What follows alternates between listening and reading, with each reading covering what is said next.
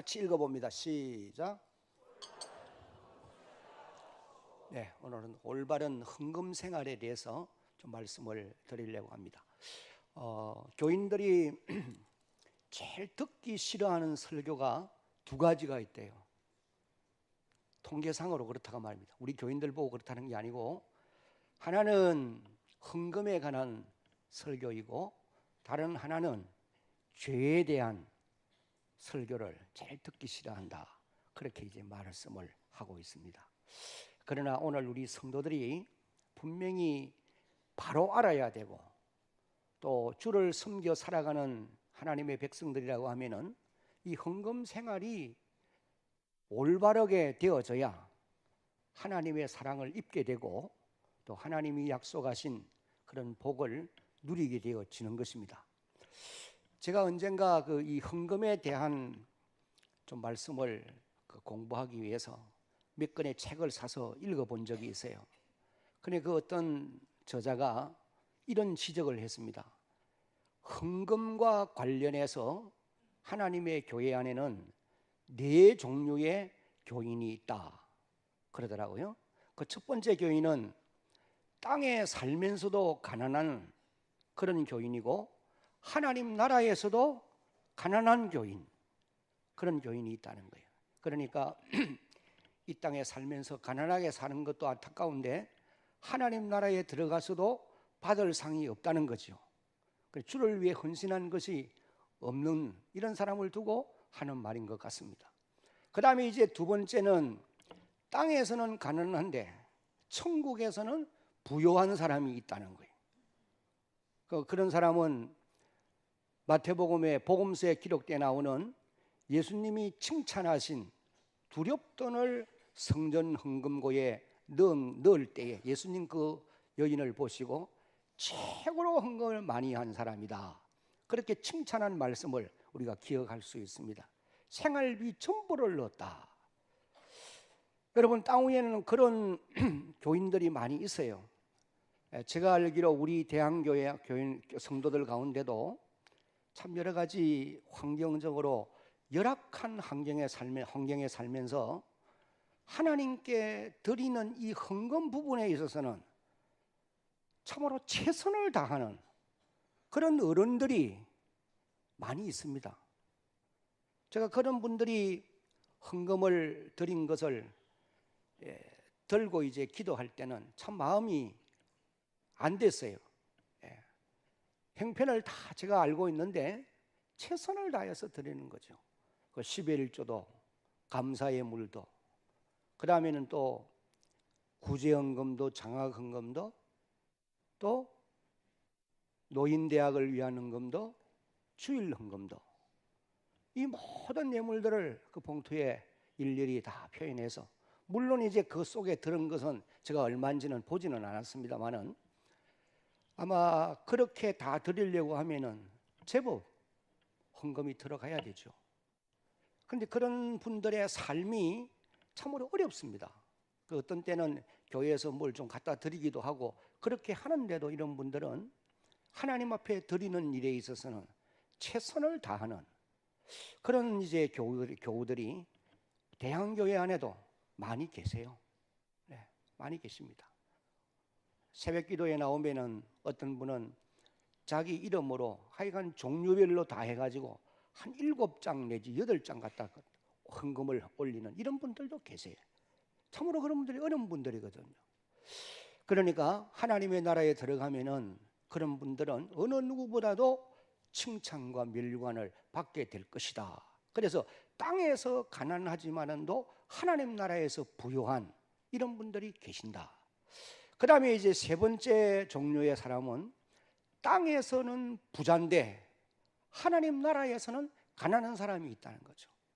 그래, 교회 안에 그래도 생활을 할 수 있고 여유가 있는 이런 분들인데 하나님께 드리는 헌금에 대해서는 아주 인색한 이런 사람들이 없잖아 있습니다. 그런 분들은 하늘에 쌓아둔 보물이 없으니 받을 상이 없겠죠. 그런데 이제 네 번째는 땅에서도 부요하고 하나님 나라에서도 부요한 사람이 있다. 이 네 종류의 사람들 가운데 대학교의 모든 성도들은 네 번째 그런 분들이 다 되어지기를 예수님의 이름으로 축복합니다. 아멘 안 하는 사람도 있어요. 아멘. 네, 반드시 그렇게 되어지기를 다시 한번 주의 이름으로 축복합니다. 여러분들이 말씀 안에서 하나님 바르게 섬겨 살면은 하나님이 우리에게 주시기로 약속한 것이 많이 있지만은 그 가운데 아주 중요한 것 하나가 복을 주시겠다고 그랬어요. 가난한 삶이 시작해서 바르게 살게 될 때에 하나님이 물질적으로도 부욕해 해주시는 분이신 것을 여러분 믿어야 합니다.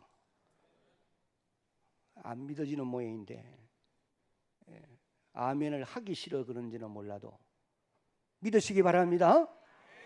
이 세계의 역사를 보세요. 복음이 처음 들어갈 때에 아주 가난한 이런 사람들이었는데 세월이 지나고 복음과 함께 하나님의 놀라운 역사가 나타나니까 개인도 변하고 가정도 바뀌고 사회도 국가도 부유해져가는 이런 놀라운 역사들이 일어나고 있단 말이에요.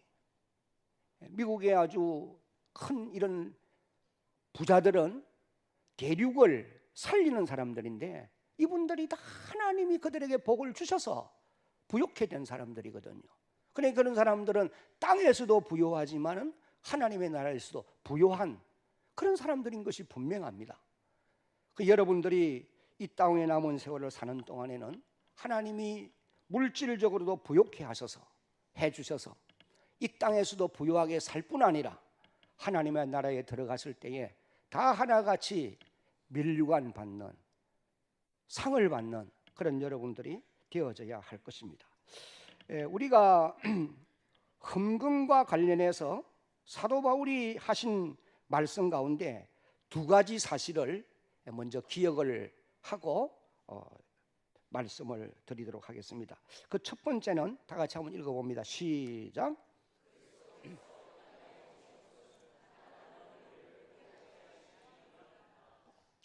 다시 한번 시작. 그리스도께서 이 땅에 오신 것은 가난한 우리를 부욕해 하시기 위함입니다. 고린도후서 8장 9절을 이제 화면에 뜨니까 소리내서 같이 읽습니다. 시작. 우리 주 예수 그리스도의 은혜를 너희가 알거니와 부요하신 이로서 너희를 위하여 가난하게 되심은 그의 가난함으로 말미암아 너희를 부요하게 하려 하심이라. 우리 주님이 하나님과 근본되는 그런 분이시니까 창조주가 되시는 분이니까 부요하신 분이에요. 그런데 그분이 이 땅에 오실 때는 가난하게 되신 것입니다. 왜 부요하신 그분이 가난하게 되셨느냐? 가난한 우리를 어떻게 하기 위함이라? 부욕해 하기 위함이라는 거예요. 어떤 분들은 이것이 물질적인 면이 아니고 다른 것이다 그렇게 말하는 사람도 있어요. 그건 너무 억지로 그렇게 갈 필요가 없어요. 나는 이 말씀을 문자 그대로 하나님이 부요하신 분인데 이 땅에 가난한 분으로 오셔서 가난하게 한 생애를 사신 이유가 어디 있느냐? 그를 믿고 그를 따르는 가난한 자들을 부욕해 해주시기 위함인 줄로 나는 믿습니다. 여러분들도 그 믿음을 가지고 그 주님을 따라 섬겨 살아갈 수 있는 그런 모든 성도들이 되어지기를 예수님의 이름으로 축복합니다.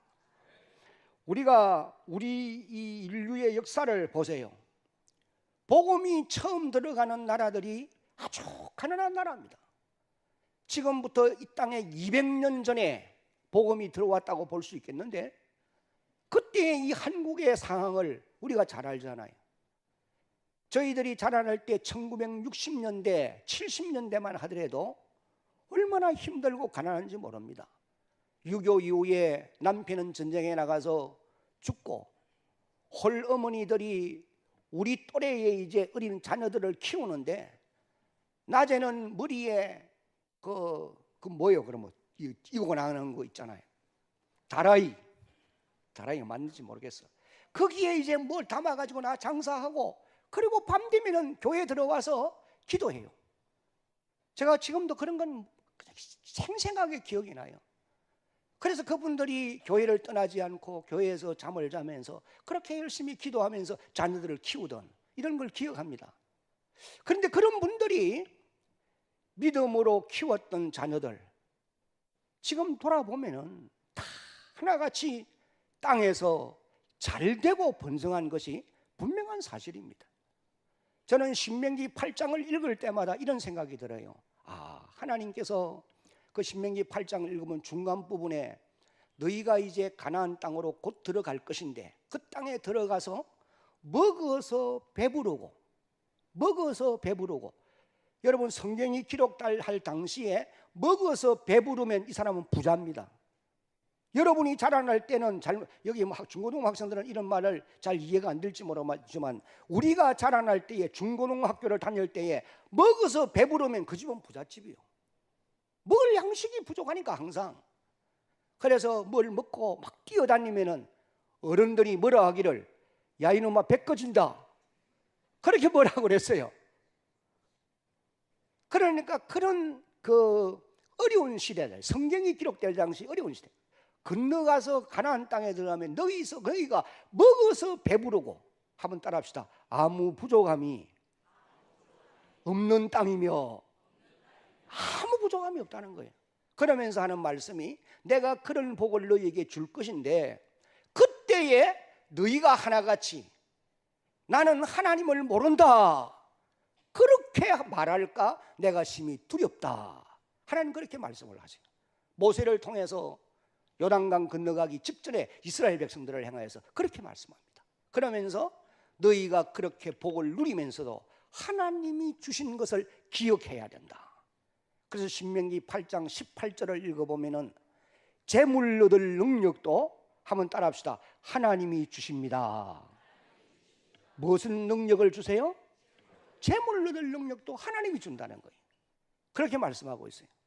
그러므로 여러분 그리스도께서 이 땅에 오신 것은 가난한 우리를 부욕케 하기 위함이다. 이 말씀을 기억하고 가난한 삶을 살아가고 있습니까? 너무 염려하지 마세요. 우리를 부욕케 하기 위해 이 땅에 오신 그 주님 의지하고 바라보면서 달려가면 됩니다. 저는 신학교를 다니면서 이제 제일 하나님 앞에 먼저 기도한 것이, 이런 얘기 해가 별것도 유익할 거 없을 것 같은데, 정말 먹을 게 없어요. 그냥 500원 가지고 하루를 사는다. 여러분 살 수 있겠습니까? 저는 살아보았어요. 그러면서 목사님이 신학교 가라 해서 가기는 갔는데, 그래 하나님께 늘 이런 기도 했어요. 하나님, 이 가난한 목사가 되어서는 나는 정말 싫습니다. 그러니까 나는 앞으로 좀 부자 목사가 되게 해주십시오. 좀 유치한 기도 같지만은도 나 혼자 그런 기도를 열심히 한 적이 있어요.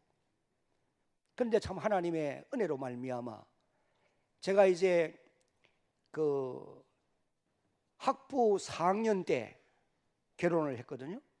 그래서 신대원 이제 들어가고 3년 공부하고 뭐 이렇게 개척하고 오늘까지 왔는데, 그 결혼한 이후부터는 배고파 본 적이 없어요.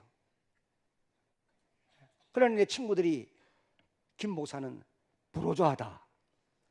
학교 다닐 때부터 그랬어요. 그래서 우리 집에 와가지고 밥도 주고 뭐 한 적이 있습니다. 그건 누구 때문에 그래요. 그런데 우리가 그렇게 다 가난하게 살았던 사람들이란 말이죠. 그런데 복음으로 말미암아서 부욕해 된다는 거예요. 여러분 이 믿음 가지고 주를 바라보고 달려가는 그런 여러분들이 되어지기를 예수님의 이름으로 당부합니다.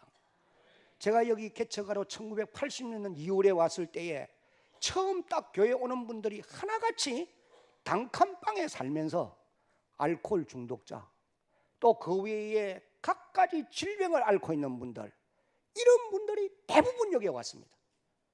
내가 알기로 그때 80년대 말까지만 하더라도 자기 집을 가지고 있는 가정은 딱 한 가정밖에 없었어요.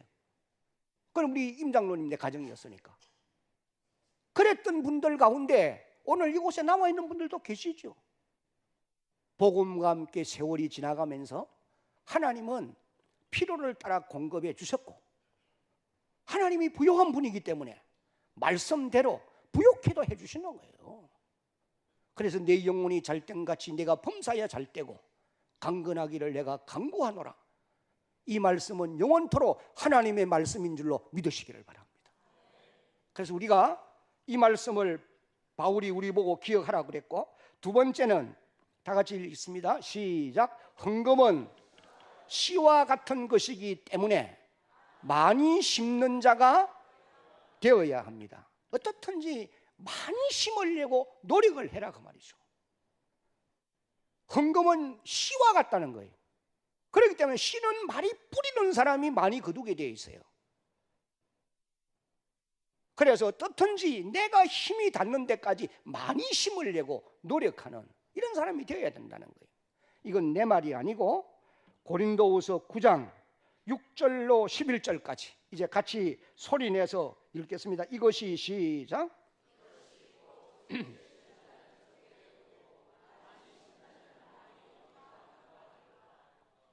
각각 그 마음에 정한 대로 할 것이요 인색함으로나 억지로 하지 말지니 하나님은 즐겨내는 자를 사랑하시느니라.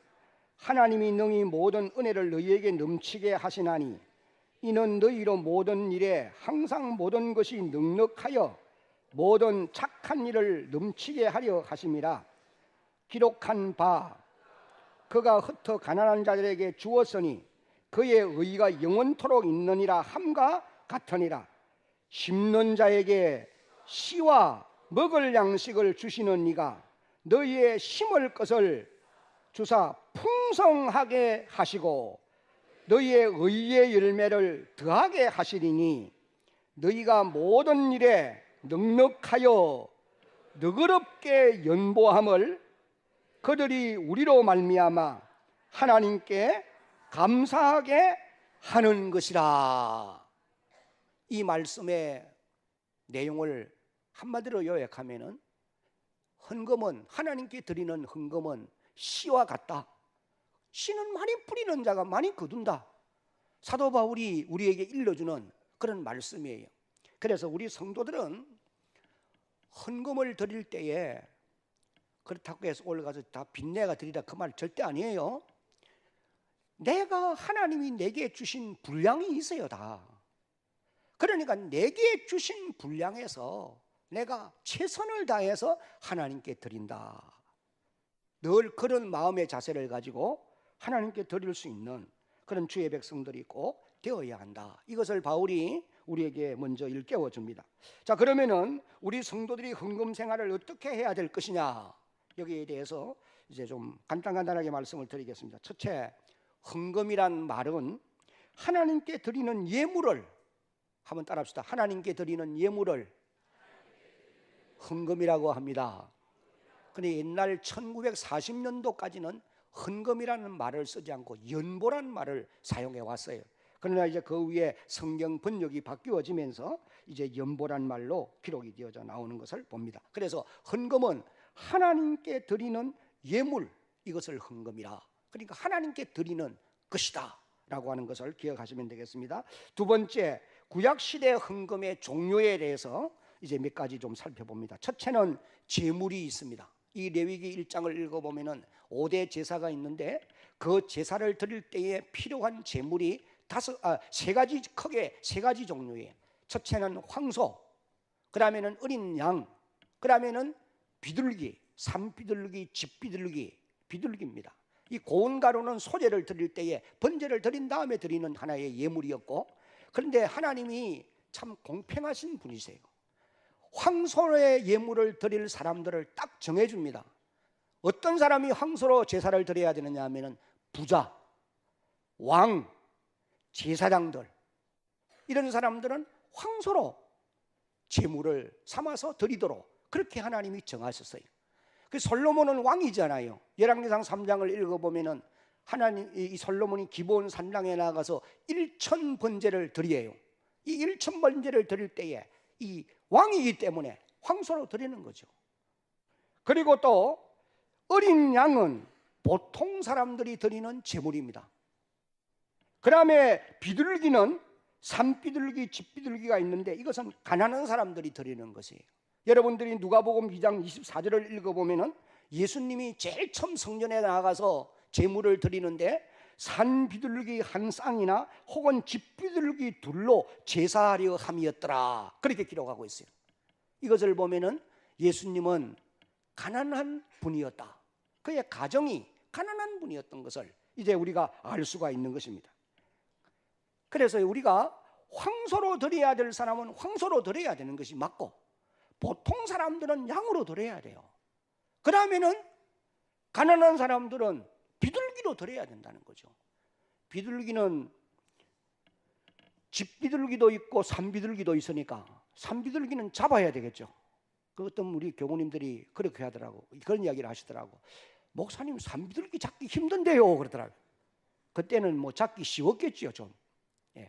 하여간 가난한 사람들이 드리는 제물은 비둘기들이라는 거죠. 비둘기.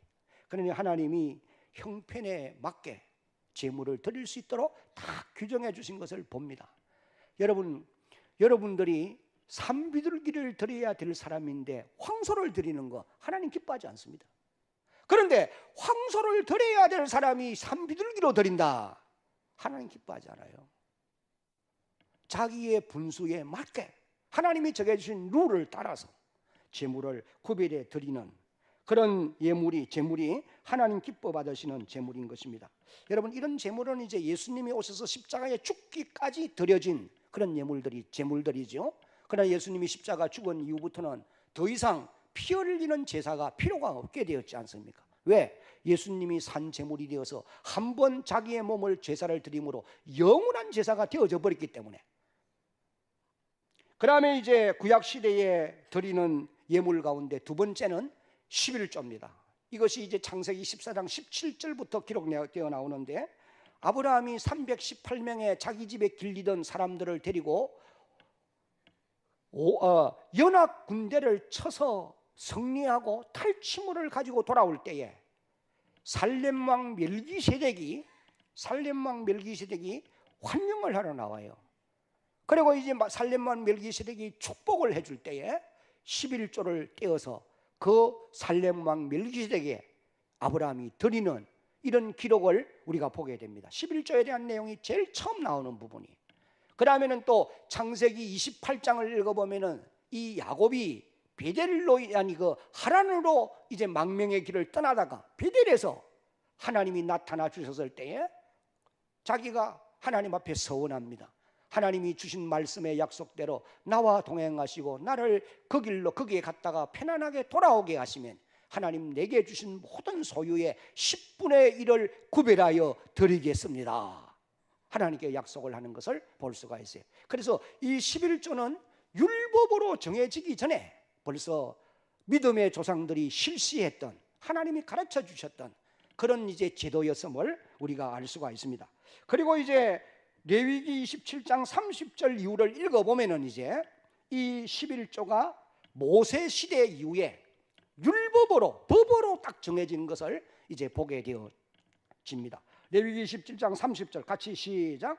그리고 그 땅의 10분의 1 곧 그 땅의 곡식이나 나무의 열매를 그 10분의 1은 여호와의 것이니 여호와의 성물이라. 말라기 3장 10절로 12절 시작. 만군의 여호와가 이르노라. 너희의 온전한 11조를 창고에 들여 나의 집에 양식이 있게 하고 그것으로 나를 시험하여 내가 하늘 문을 열고 너희에게 복을 쌓을 곳이 없도록 붙지 아니하나 보라. 만군의 여호와가 이르노라. 내가 너희를 위하여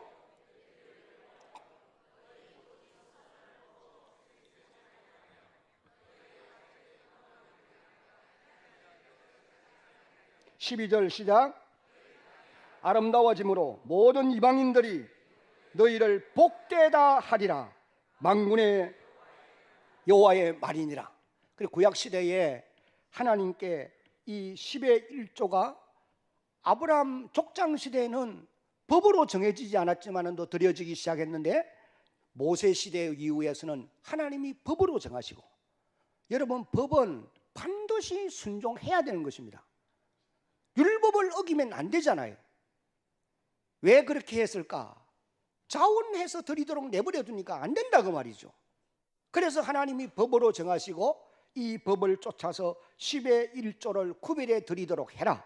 만약에 너희가 내 말에 순종하여 그렇게 하면은 내가 너희의 창고에 먹을 것이 차고 넘치도록 붓지 아니하나 시험해보라. 하나님 그렇게 말씀을 하신 것입니다.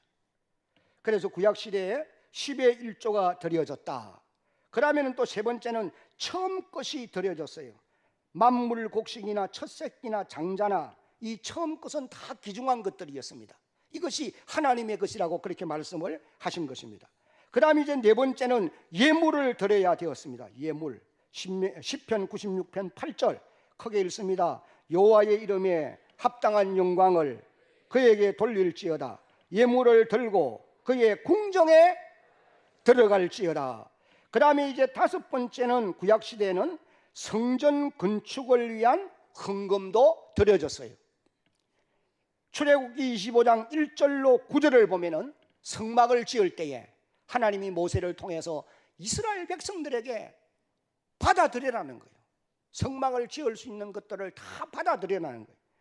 이제 여기 1절로 9절을 한번 읽어봅니다. 좀 빨리 읽겠습니다. 여호와께서 모세에게 말하여 이르시되 이스라엘 자손에게 명령하여 내게 예물을 가져오라 하고 기쁜 마음으로 내는 자가 내게 바치는 모든 것을 너희는 받을지니라. 3절 너희가 그들에게서 받을 예물은 이러하니 금과 은과 녹과 청색, 자색, 홍색, 실과 가는 배실과 염소 털과 붉은 물들인 순양의 가죽과 해달의 가죽과 조각목과 등유와 간유에 드는 향료와 분향할 향을 만들 향품과 호마노며 애복과 흉패에 물릴 보석이니라.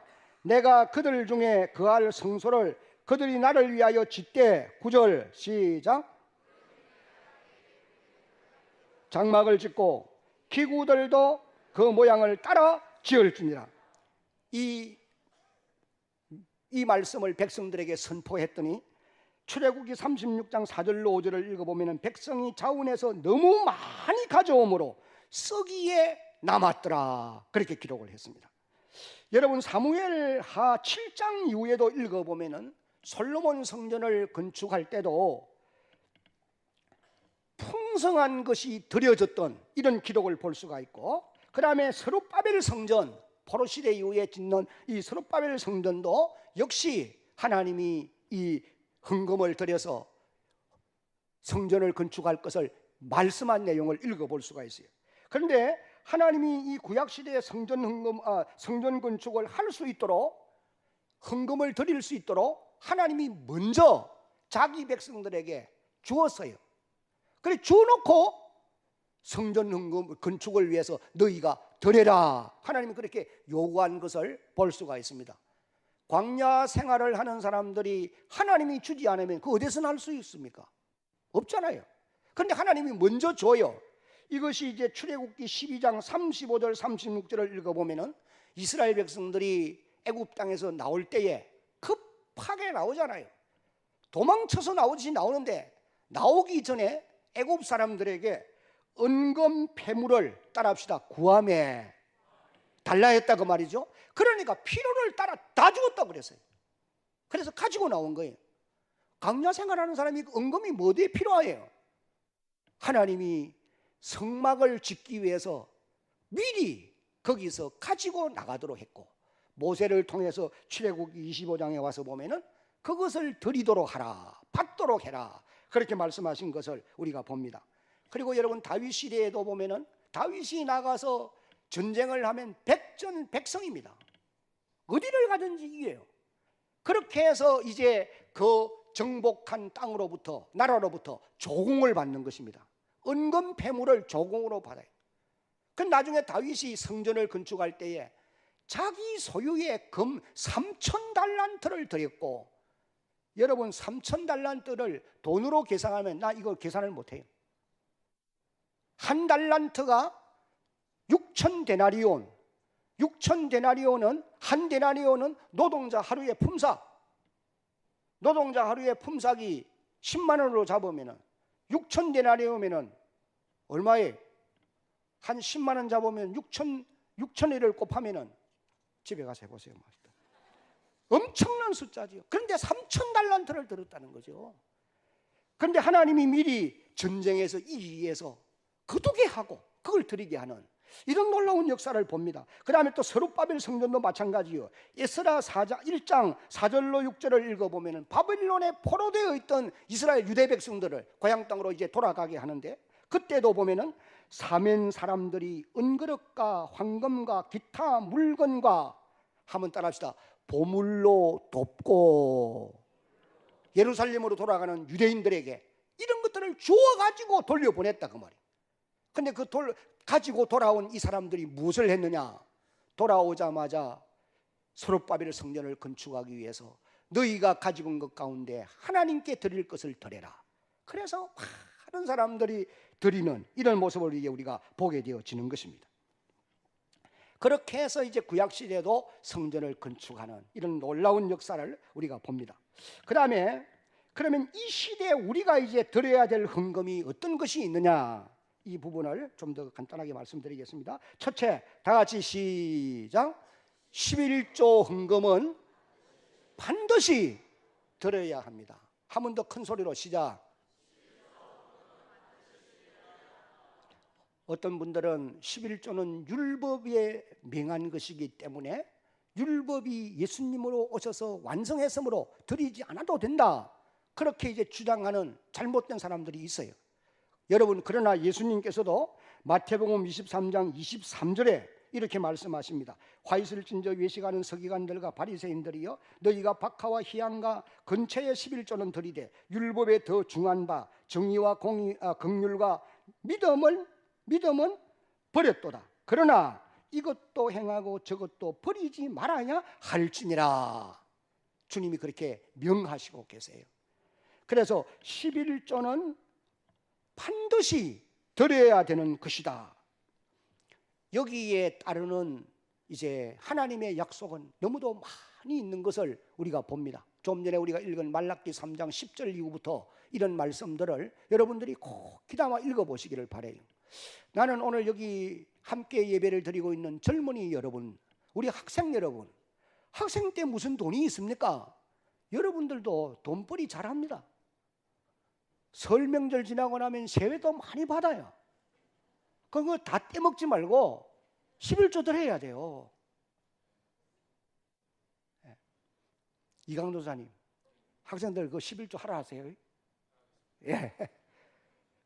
그 왜 해야 되느냐 하면은, 헌금은 여러분 어릴 때부터 해야 장성해서도 잘합니다. 바로 합니다. 어릴 때 훈련되지 않으면요 아까워서 못해요. 그리고 소득이 적을 때에 하기 시작해야 돼요. 소득이 많아지면은 참 엉뚱한 생각이 들어요. 그래서 오늘 이곳에 있는 우리 젊은이 여러분들도, 여러분이 특별한 무슨 돈벌이가 없어도 여러분에게 나름대로 수입이 있어요. 그러면 그곳에서 10의 1은 하나님의 것이다, 꼭 드리려고 노력을 해보시기 바랍니다. 하나님이 여러분의 그 빼앗아가고 아무것도 안 주느냐? 절대 아니에요. 주께 드려라. 내가 너희에게 흔들어 누르고 그리고 넘치도록 쌓아서 줄 것이다. 이 하나님의 약속이에요. 우리 교인들 가운데도 10의 1조를 안 하는 분들도 분명히 많이 있을 겁니다. 그런데 주일 낮 시간에 이제 이런 설교를 하면은 처음 오는 분들이 또 상처를 받아요. 그 한번 우리가 개척한 이후에 한 2년인가 지나서 집회를 했는데 첫날부터 마지막 날까지 은혜를 참 많이 받았는데 딱 마지막 때에 이 강사가 11조 설교를 한 거예요. 그 설교 딱 듣고는 그 다음부터 안 오더라고. 그래서 차라리 그때 그거 안 했어야 되는데, 그래서 제가 많이 아쉬워 한 적이 있어요. 지금까지도 그분이 어디가 사는지 나 모릅니다.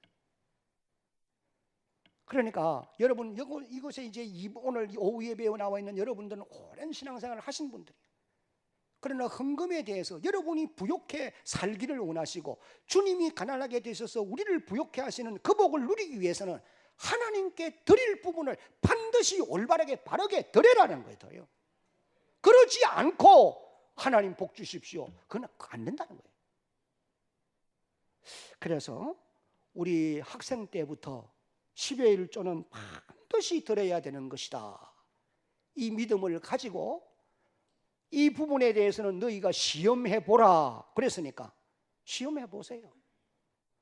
내가 드리고 나면은 그만큼 줄어드니까, 수입에서 줄어드니까, 그러면 그거 뭐가 믿고지 다른 데 나가야 될 거 안 나가게 하나님이 또 조정해 주시는 거예요. 우리가 하나님의 것을 다 잘라먹고 도둑질하고 나면은 엉뚱한 데 갖다 줘야 될 수가 있어요. 그 돈이 나갈 때는 소리를 지르고 나가는 겁니다. 소리를 지르고 나가면 아픔이 있게 돼 있어요. 꼭 이 원리를 여러분들이 잊지 말아야 됩니다. 그래서 10의 1조를 반드시 드려야 된다. 그 다음에 이제 우리가 어떤 헌금을 드려야 되느냐, 예물을 드려야 될 것을 말했어요. 여기 예물이라고 하면 주일 헌금, 감사 예물. 여러분, 감사 예물도 범사에 감사라 그랬으니까 이 범사에 감사라는 말에는 세 가지 의미가 꼭 있습니다. 아니, 두 가지 의미가 있습니다. 좋을 때도, 뭐가 잘 될 때도, 잘 안 되고 어려울 때도 감사해야 된다는 거죠. 어떤 분들은 감사 예물을 꼭 좋은 일이 있을 때만 드리는, 그 미국의 어떤 목사님이 그런 얘기를 하더라고요. 지진이 막 일어나가지고 막 흔들렸어요. 그러면 그 다음 주일 되니까 사람들이 교회에 막 구름대같이 몰려와가지고 감사금을 막 내는 거예요. 왜? 지켜주셔서 감사하다는 거죠. 그런데 몇 주간 지나고 나니까 막 쑥 빠져나가더라는 거죠. 그래서 기도하기를, 하나님 가다가 한 번씩만 흔들어 주십시오 그랬대. 박조준 목사님이 설교가 기억납니다. 병원에 갔다가 퇴원에 오면 감사한금 한다는 거예요. 그러지 않으면 안 한다는 거죠. 그래서 박 목사님 마음속으로 공적으로 그렇게 기도 안 하고, 하나님 한 번씩 가다가 병원에 쳐넣으십시오 그랬대. 그러니까 우리가 범사에 감사, 감사의 물도 드려라는 거죠. 그 다음에는 또 목적 헌금, 절기 헌금이 있어요. 그 감사 헌금들 가운데는 우리가 1년에 4번의 절기를 지킵니다. 성탄절, 부활절, 맥추절, 추수, 감사절, 4번의 절기를 지킵니다. 한국 교회가 다 지키고 있어요. 이것이 이제 아무런 근거 없는 것이 아니고 이것이 구약시대 성경에 근거해서 우리가 지키는 절기들이에요. 그러니 절기헌금을 어떻게 드려야 되느냐, 절기헌금은 얼마를 드려라 딱 성경에는 기록이 없어요. 그런데 많은 분들이 기준을 어떻게 잡았느냐 하니까, 제가 지금 말씀드리는 기준은 성경의 기준은 아닙니다. 통계적으로 많이 강조하는 부분들이, 절기헌금 가운데서 성탄과 부활과 맥추는 10의 1조의 절반을 드려라, 그렇게 이제 강조하는 분들이 가장 많고, 그 다음에 이제 추수감사는 1년의 농사, 1년 한 해 살고 감사하는 거니까, 제가 우리 교인 여러분들에게 하루에 1,000원씩 감사해서 365일 36만 5천 원씩 드리도록 그렇게 두 해 이제 말씀을 드렸어요. 그런데 순종해가지고 하는 분들도 많이 계시고, 그러나 아예 뭐 그냥 지나가는 분들도 많이 계세요. 근데 이게 다 성경의 가르침은 아닙니다. 그러나 통계상으로 그렇게 드리도록 그렇게 많이 강조하고 있어요. 근데 우리 교인들 이 절기헌금들을 드리는 거 보면은 많은 드리는 분들이 아주 많고, 물론 그보다 더 작은 분들도 있어요. 그런데 가난한 삶이기 때문에 그렇게 드리는 것은 그건 하나님 보시고 아시기 때문에 기뻐하십니다. 그러나 그렇지 않고 가진 것이 있는데도 절기헌금을 많은 드리는 이런 사람들이 있다고 말이에요. 이거는 하나님이 원하는 기준에서 맞지 않은 겁니다. 여러분들이 이제 이 말씀을 마음에 꼭 기억을 하시고, 드리지 못해서 마음 아파하는 분들은 계셔야 돼요. 그래야 드리려고 노력을 하기 때문에. 그 다음에 이제 목적헌금이 있는데, 목적헌금은 구제나 선교나 장학이나 노인대학이나 교회에서 이제 정한 이런 그 목적을 위해서 우리가 하나님께 드리는 이런 예물들인 것입니다. 그 다음에는 또 오늘 이 지상교회 가운데는 건축헌금을 드리는 이런 일들도 있죠. 우리 교회가 이제 이 성전을 건축하면서 여기에 계시는 분들 가운데는 많은 분들이 최선을 다해서 헌금 드린 분들도 계십니다. 물론 또 그렇지 않는 분들도 물론 계세요. 네. 그런데 최선을 다해서 헌금을 드린 분들이 드리고 난 이후에 오늘 현재에 굶고 있는 사람이 있느냐? 제가 볼 때는 없습니다. 다 하나님이 더 좋은 것으로 세월이 지난과 함께 주셨어요. 그건 인정해야 됩니다, 여러분들도. 예. 하나님께 드렸기 때문에 그만큼 손해를 봤다, 그게 아니에요. 지금 우리 이 교회 건물을 이거 다 짓는데 약 제가 볼 때 한 100억 가까이 들었겠다 싶어요. 어떻게 지은지 모르겠어요, 제가 볼 때. 네. 정말 놀라운 역사 아닙니까? 처음에 우리 장로님들 가운데 앞서 있는 분들이 목사님 40억만 하면 다 되고 남습니다. 나는 그 말에 쏘가가지고 시작했는데 40억이 아니에요. 땅 사놓였죠. 이렇게 하다가 보니까 약 아마 내가 볼 때 아무리 안 들어도 100억 가까이 들었을 거예요. 그까지는 다 안 가더라도.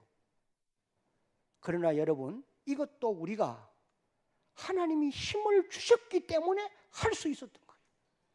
이 모든 일에 대해서 하나님이 마가복음 10장 30절 이후에 기록 말씀대로 100배의 복을 여러분에게 주실 줄로 믿으시기 바랍니다. 하나님은 절대로 약속하신 말씀을 빙계하는 분은 아니에요.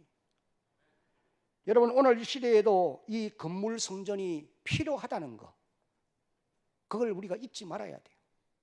왜냐하면 예배의 공간이 필요하고 가르침의 공간이 필요하고 기도의 장소가 필요하고, 이거 여러분 꼭 기억하십시오. 여러분들이 이 땅에서 제일 기도하기 좋은 곳은 어디다?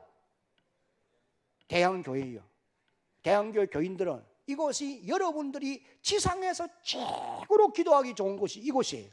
그렇기 때문에 이곳에 나와서 기도하려고 힘쓰는 여러분들이 되어지기를 당부드립니다. 자, 그 다음에 이제 네 번째, 하나님께 헌금을 드리는 이유가 무엇이냐? 첫째, 다 같이 시작. 하나님의 그 시기에 드립니다. 학개 2장 8절, 학개 2장 8절 시작. 은도 내 것이요 금도 내 것이니라. 만군의 여호와의 말이니라. 은도 금도 하나님의 것이라는 거예요. 그 다음에 시편 24편 1절 시작. 땅과 거기 충만한 것과 세계와 그 중에 거하는 자가 다 여호와의 것이로다. 두 번째, 헌금을 드리는 이유는 하나님이 요구하셨기에 드립니다. 신명기 16장 10절 시작. 내 하나님 여호와 앞에 7절을 지키되 내 하나님 여호와께서 내게 복을 주신 대로 내 힘을 헤아려 자원하는 예물을 드리고. 마태복음 6장 20절로 21절 시작. 오직 너희를 위하여 보물을 하늘에 쌓아두라. 거기는 좀이나 동록이 해하지 못하며 도적이 구멍을 뚫지도 못하고 도둑질도 못하느니라. 내 보물 있는 그곳에는 내 마음도 있느니라. 주님의 요구가 있기 때문에 우리가 드려야 된다는 거예요. 그 다음에 세 번째 이유는 시작. 받은 은혜에 감사해서 드립니다. 시편 116편 12절 시작. 내가 무엇으로 보답할꼬? 그래서 몸도 드리고 시간도 드리고 재능도 드리고 물질도 드리고 드리는 거예요. 그 다음 네 번째 드려야 되는 이유는 시작. 하나님의 일을 위해서 드리게 되어지는 것입니다. 하나님 나라를 위해서. 여러분, 세상에 무슨 일을 하면서도 돈이 필요하잖아요. 하나님 나라의 일을 위해서 반드시 물질이 필요한 것입니다. 그 다음에 이제 다섯 번째, 바람직한 헌금 정신에 대해서 몇 가지 이제 요약합니다. 첫째, 시작. 헌금은 반드시 뭘 해서 드리라? 준비해서 드리라. 오늘 예배를 드린 날이면은 미리 집에서 준비해가지고 와요. 여기 와가지고 헌금 찾지 말고 반드시 준비해서 드리라. 이것이 성경의 가르침이요. 고린도후서 2장 2절로 5절. 이는 시작. 이는 내가 너희의 원함을 알미라. 내가 너희를 위하여 마게도냐인들에게 아가야에서는 1년 전부터 준비하였다는 것을 자랑하였는데 과연 너희의 열심이 펑 많은 사람들을 분발하게 하였느니라. 그런데 이 형제들을 보낸 것은 이 일에 너희를 위한 우리의 자랑이 헛되지 않고 내가 말한 것 같이 준비하게 하려 함이라. 4절 시작. 나와 함께 가서 너희가 준비하지 아니한 것을 보면 너희는 고사하고 우리가 이 믿던 것에 부끄러움을 당할까 두려워하노라. 5절 시작. 그러므로 내가 이 형제들로 먼저 너희에게 가서 너희가 전에 약속한 연보를 미리 준비하게 하도록 권하는 것이 필요한 줄 생각하였노니 이렇게 준비하여야 참 연보답고 억지가 아니다. 그 다음에 두 번째 바람직한 헌금 정신은 시작. 즐거운 마음으로 드려야 한다. 고린도후서 9장 7절 시작. 각각 그 마음에 정한 대로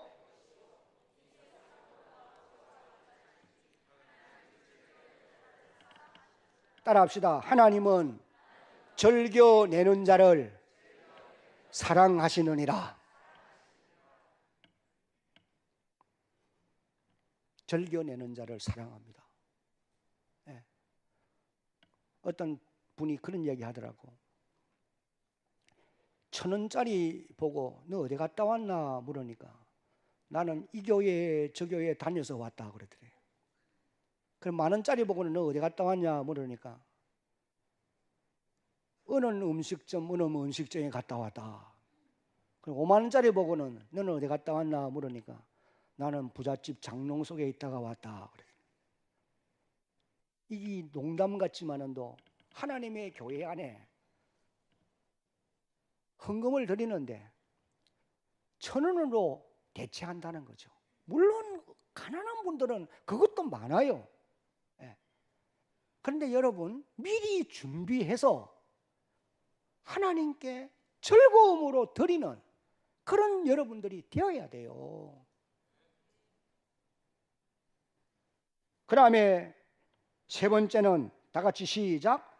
후한 연보를 드리려고 해야 한다. 고린도후서 8장 3절로 5절 내가 증언하노니 그들이 힘대로 할 뿐 아니라 그 다음에 뭐예요? 그 다음에 4절 이 은혜와 성도 섬기는 일에 참여함에 대하여 우리에게 간절히 구하노니 5절 그들이 먼저 자신을 주께 드리고 또 하나님 뜻을 따라 우리에게 주었도다. 힘대로. 그 다음에 고린도후서 9장 13절도 읽어봅니다. 시작.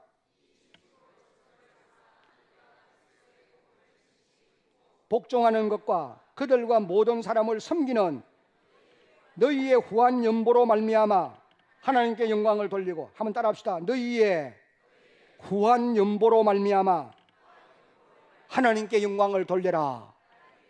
후한 연보. 그 다음에 역대상하 31장 5절로 7절입니다. 왕의 명령이 내리자 곧 이스라엘 자손이 곡식과 포도주와 기름과 꿀과 밭의 모든 소산의 첫 열매들을 풍성히 드렸고 또 모든 것의 11조를 많이 가져왔으며 유다 여러 성읍에 사는 이스라엘 유다 자손들도 소와 양과 11조를 가져왔고 또 그들의 하나님 여호와께 구별하여 드릴 성물의 11조를 가져왔으며 그것을 쌓아 여러 더미를 이루었는데 7절 시작. 일곱째 달에 마친지라. 산더미처럼 하나님께 드린 예물이 쌓여져서 하나님의 곳간을 부욕해 했다. 그렇게 기록하고 있습니다. 여러분 우리가 하나님께 헌금을 드릴 때도 후한 연보를 드리려고 노력해가는 그런 여러분들이 되셔야 됩니다. 힘이 있는데도 후한 연보로 드리려 하지 않으면 그건 인생한 거고 하나님 사랑하는 사람이 아니지요. 그리고 준비해서 드려야 되고 반드시 드리되 즐거움으로 드려야 되고 이제 마지막으로 빌립보 4장 10절로 오늘 읽은 20절에 나타난 이 헌금의 의미에 대해서 첫째, 복음에 뭐하는 것이다? 동참하는 것입니다. 14절에 보면은 그렇게 기록을 합니다. 14절 그러나 너희가 이 괴로움에 함께 참여하였으니 잘했다. 그 다음에 두 번째 시작. 향기로운 제물로 하나님을 기쁘시게 한 것이다. 18절에 그렇게 말씀을 합니다. 18절에 제가 읽겠습니다. 내게는 모든 것이 있고 또 풍족한지라. 에바브로 디도 펜에 너희가 준 것을 받음으로 내가 풍족하니 이는 받으실 만한 향기로운 제물이요. 그 다음에 다 같이 시작. 하나님을 기쁘시게 한 것이라. 그 다음에 마지막 세 번째는 시작. 드리는 자에게 풍성한 것으로 주십니다. 이것이 7절 17절에 보면은 내가 선물을 구함이 아니요 오직 너희에게, 따라합시다, 유익하도록, 너희에게 유익하도록 풍성한 열매를 구함이라, 그런 말씀을 해요. 그 다음에 또 한 구절이 19절에 보면은 이렇게 말합니다. 나의 하나님이 그리스도 예수 안에서 영광 가운데 그 풍성한 대로 너의 모든 썰 것을, 따라합시다, 채우시리라. 풍성한 것으로 채우신다. 하나님이 드리는 자에게 약속하는 풍성. 따라합시다. 헌금은 우리가 하나님께 드리는 신앙의 고백입니다. 신앙의 고백이에요. 믿음대로 드리게 되어 있어요. 헌금을 통해서도 여러분의 신앙이 반드시 하나님 앞에 증명되어지기를 예수님의 이름으로 축복합니다.